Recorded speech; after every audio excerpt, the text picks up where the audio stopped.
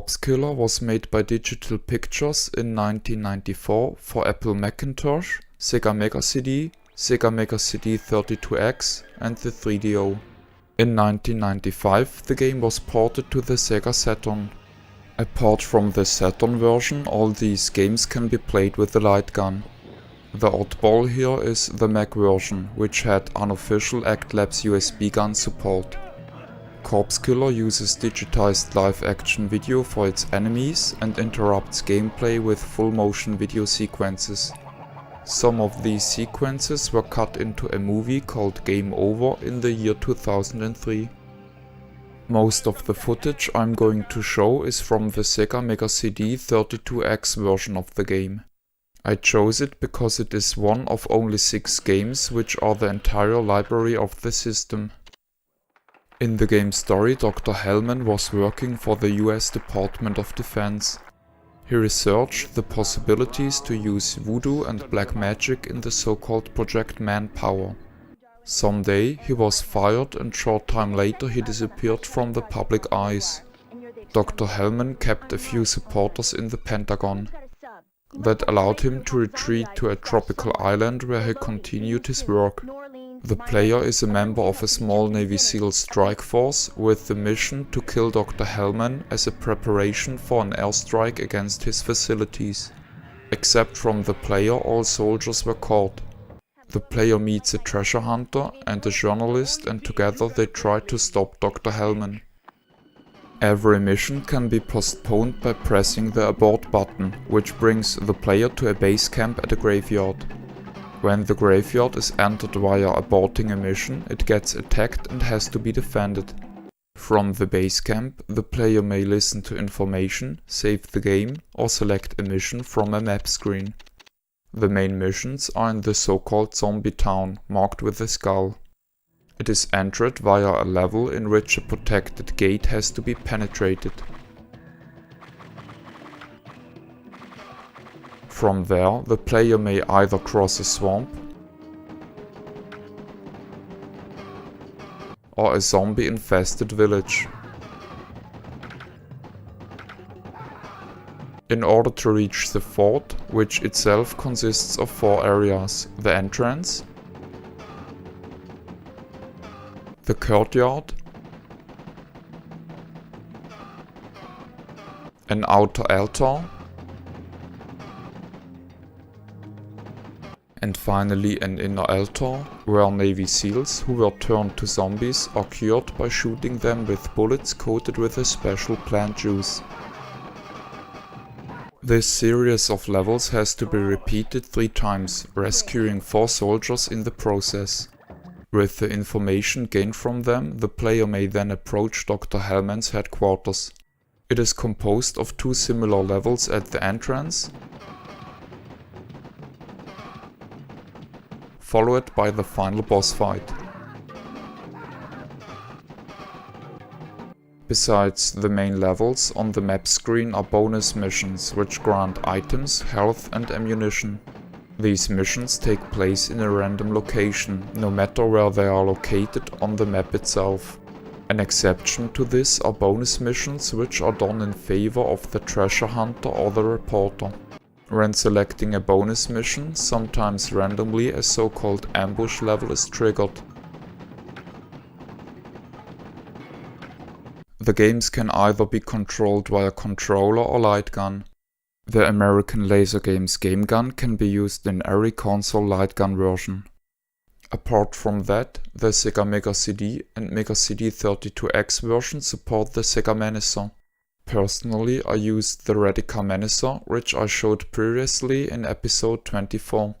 When using the gamepad, shots can be fired full automatic, whereas shots are fired semi-automatic when using a light gun. Similar to other light gun games such as Demolition Man, there is always a reticle on screen which shows the last location that was hit by a shot.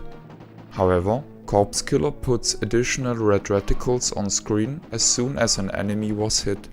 Although just one of these is shown at a given time, and although they disappear after a while, it was quite distracting to me at the beginning. An exception is the Mac version, which briefly shows a splatter of blood instead of a second reticle. There is a rich variety of enemies. Some of them are usually invincible towards non-plant coated ammunition and others change color. The latter either provide benefit or disadvantage to the player depending on the color they were when being killed. Actually, these color-changing zombies should just go through various shades of grey, from white all the way to black, but just the 3DO version did it right and the other two light gun versions messed up.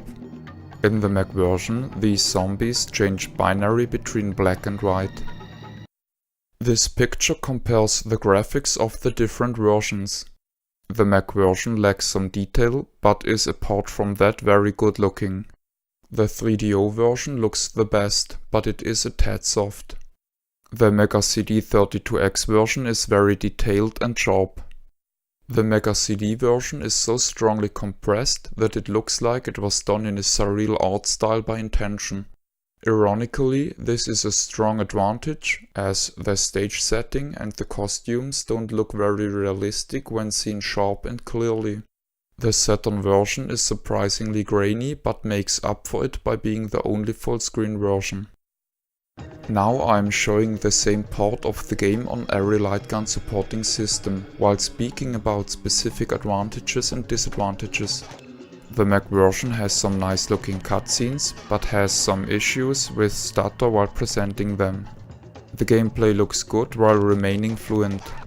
The enemies blend here very well with the background and don't look as much cut out as in the other higher quality versions.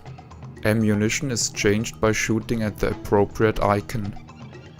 The 3DO version runs very smooth without video or audio issues.